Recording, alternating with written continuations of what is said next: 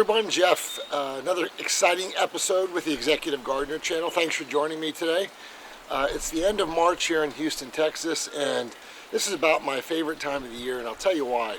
It's because my backyard, I have a mini orchard in my backyard. I have apples, nectarines, plums, limes, oranges, lemons, multiple of grapevines growing, and probably some other stuff that I don't know about. Oh, blueberries, blackberries, and probably a few things, peaches. I don't know if I said that or not. So all that's in my backyard, and the reason I tell you this is not to brag, but a lot of people ask me questions. One of my most often viewed videos is about growing a dwarf lemon tree in your backyard, and it's not that hard to do.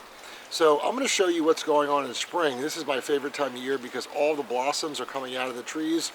The bees are crazy cross-pollinating. And I'll give you a few tips of what you can do to grow an orchard in your backyard. Now, most of you have seen my ranch house where I have 5 acres. That's not what I'm showing you today. What I'm showing you today is my backyard. It's a typical suburbia backyard. We're 30 minutes from downtown Houston in a suburb. And it's a typical backyard. So number one, you do not want full-size fruit trees. That's the first issue, because in most neighborhoods, a backyard can't take it, quite frankly. Number two, I would say if you don't get that, go for dwarf fruit trees. That's what I do. Get dwarf fruit trees. Number three, a lot of these trees are grafted, so you can get 2-in-1, 3-in-1 type trees. So they cross-pollinate each other. And they're also dwarf trees as well, so they're not going to get really big. So let me show you my little orchard in my backyard with lots of fruit things, and hopefully this gives you some ideas of what you can do in your backyard. Let me get from behind the camera, or in behind the camera, and I'll show you what's going on in my backyard at the end of March here in Houston, Texas. So let's start off my backyard orchard with potted plants. So most people think you can't grow dwarf fruit trees in pots. Well, here's a nectarine tree, and I'll show you what this looks like. So as you'll see, it's loaded with buds, loaded with flowers, and it's too bad at this point in time you can't smell through video, because if you could, it just smells absolutely delicious.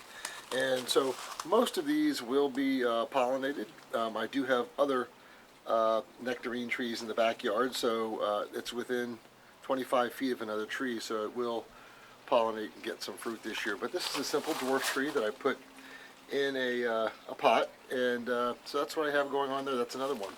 And then over here, take a look at this. So this is another pot here, and this is a Concord grapevine that I grow every year. So I made about 7 jars of jelly last year with this Concord grape, and it's just starting to bud. You'll see most of the first year vines are starting to put these out. And if you'll take a look, you can see, let's get the sun here, little grapes. So that right there is a little grapes. There's some more there.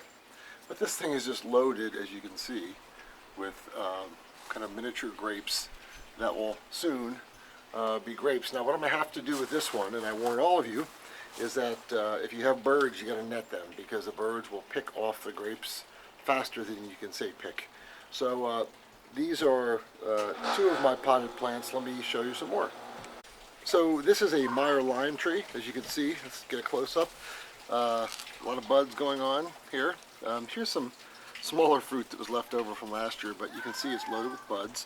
One of the important things I suggest you all do is if your plant has not started budding and you're in zones, let's say 1 through 4, make sure you use a good fertilizer in the off season, and give it lots of water so it's ready to go, especially phosphorus, because the phosphorus is what will help the plant produce the blossoms. So that's the Meyer lime, and here's the Meyer lemon tree.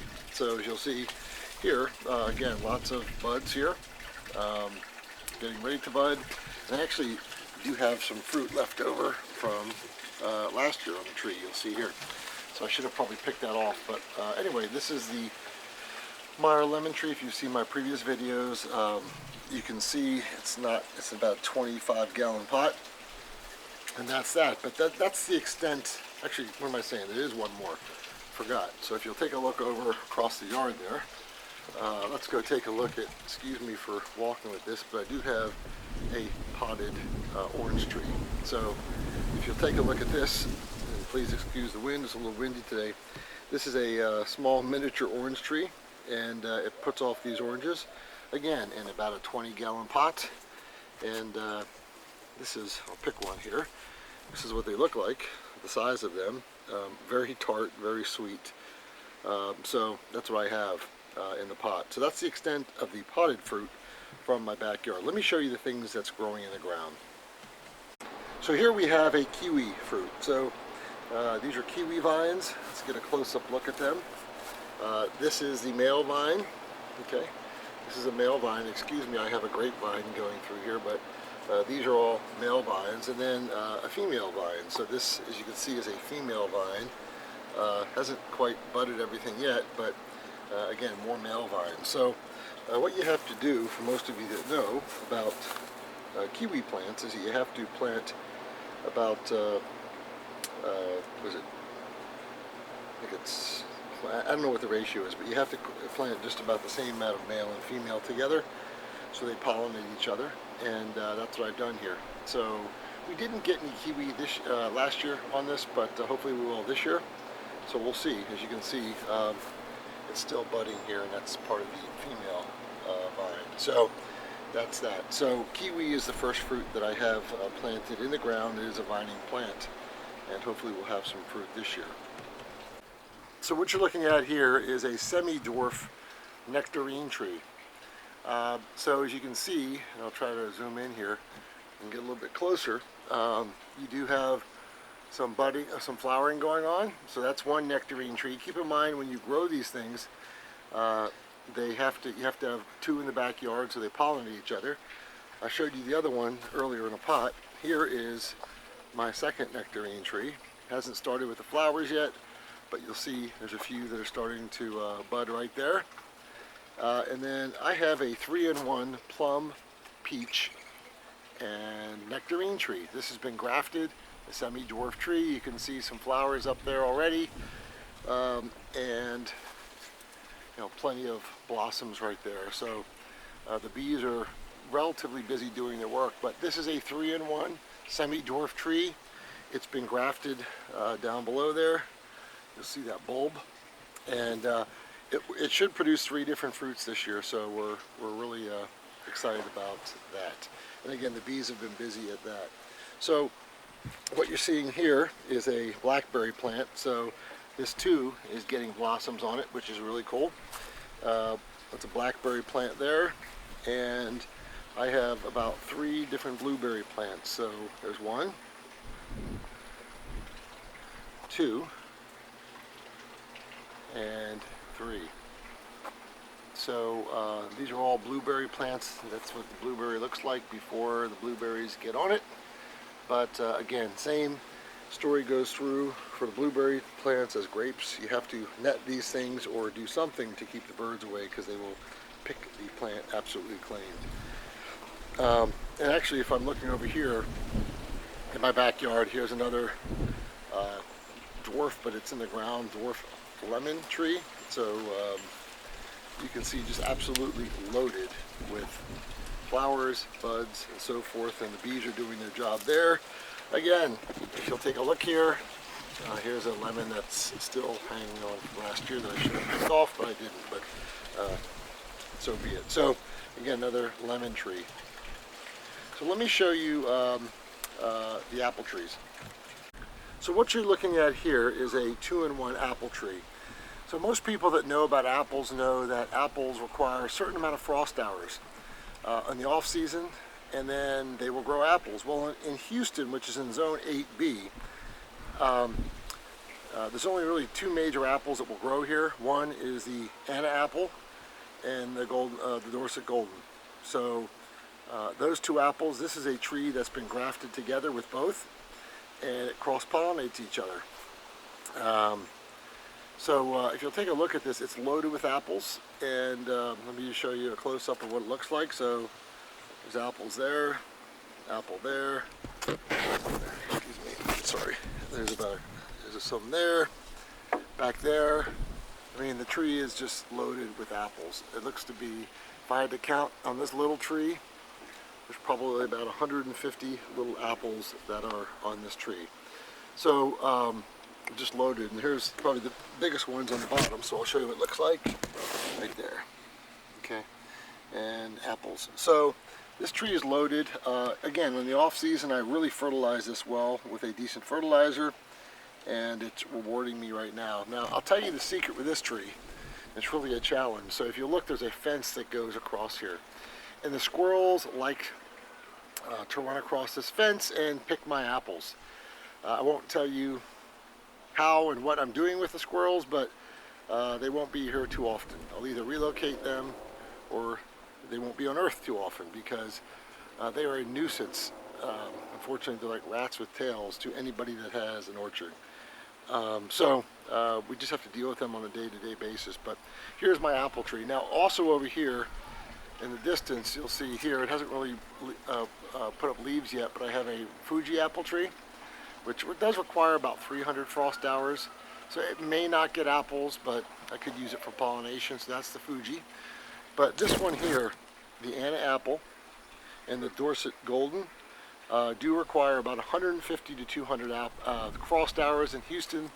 That's about what we get, so I do have plenty of apples this year. And you'll see there's actually still some buds on the tree, so I may get a few more apples out of this. So let me show you my grapes, and then I'll kind of close it up. So I wanted to get into kind of growing my own grapes. Some of these are table grapes, some are not. So what I did was I put 3 poles with trellis across the back fence here. 1, 2, 3, and 4. And I put this wire across at 3 different levels. And you'll see here my grapevines that are in the ground. I think this is a black Spanish wine grape. There's one there, and there's one there, and I have about 4 others. But what you can see is the vine is starting to put out additional vines. And for those that grow grapes, it usually takes 3 or 4 years for your vines to start producing grapes. But if you'll take a look at it again, this is a black Spanish grape. You'll see that there's little grapes there. So it's the first year I've had this one producing grapes, and they're loaded. So you'll see there's some there. So every 7 inches I have leaves and grapes. So this is going to be a big success this year, and I have a multitude of grapes. Now, I've said this before, if you live in Florida, Louisiana, North Carolina, anywhere in the southeast, or maybe southern California, there's something called Pierce disease. Look it up, save yourself some time. There are certain grapevines that will not grow in your area. Don't waste your time or your effort. If it doesn't die the first year or second year, your grapevine will die eventually. I had to tear up about 20 of my vines. I didn't do my research ahead of time. And then you have to get vines that are Pierce disease resistant or Pierce disease tolerant. These black Spanish vines are, and you'll see I'm being rewarded because there's grapes. But if you try to put a Cab, a Chardonnay, a Pinot Noir, it will not grow. It will not produce grapes. It may for 1 or 2 years, but a sharpshooter, which is an insect, will ruin your vine eventually. So again, if you live in a hot, humid area like the places I mentioned, look it up. Also, look at your local ag source and see if it is an area where you get Pierce disease.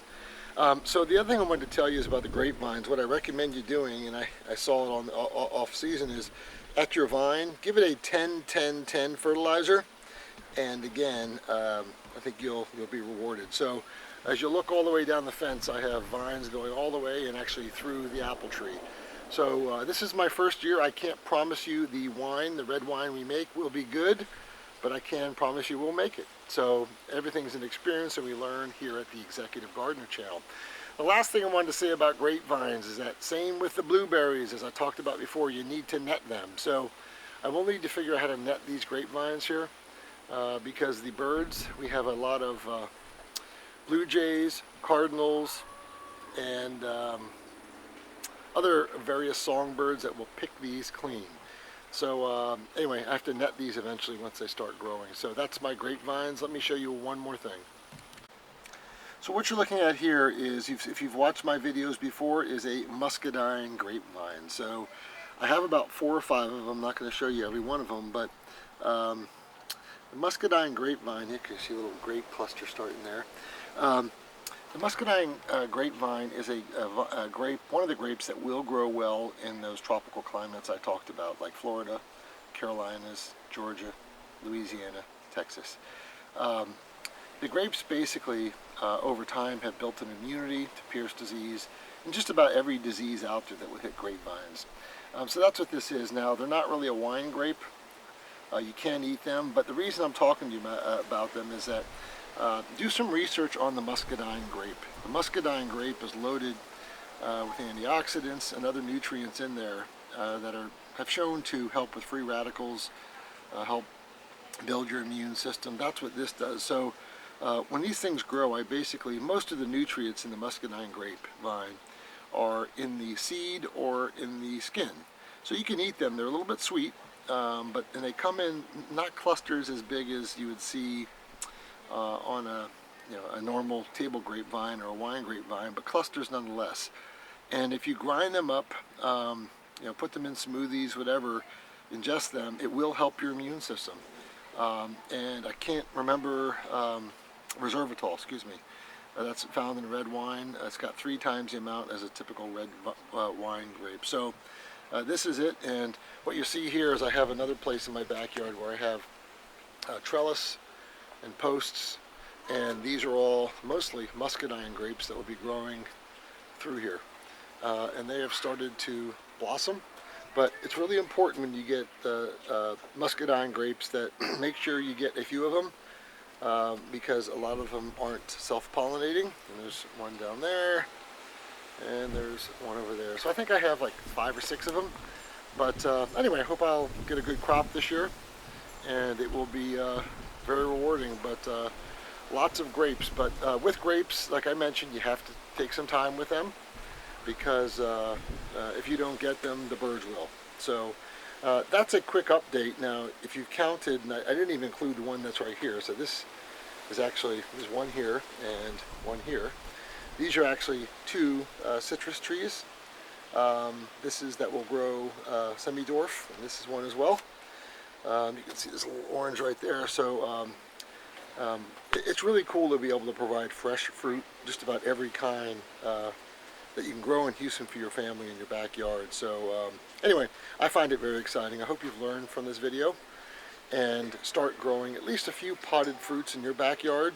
Again, go to your local AgriSource website and find out what's best to grow of the many fruit varieties in your backyard, and they'll help you. But just like a fresh tomato, which is a fruit, there's nothing like a fresh apple, orange, grape, or any of the other things I talked about from your backyard. You can do it. You don't need a lot of space. That's why they've created dwarf plants. If you keep your vines in check, you can do it there and have a great time. So I hope you've enjoyed this quick episode from the Executive Gardener channel. If you have not done so already, please subscribe to this channel or pass it on to a friend that may be interested in starting gardening and getting some great ideas to put in their backyard. Have a great week.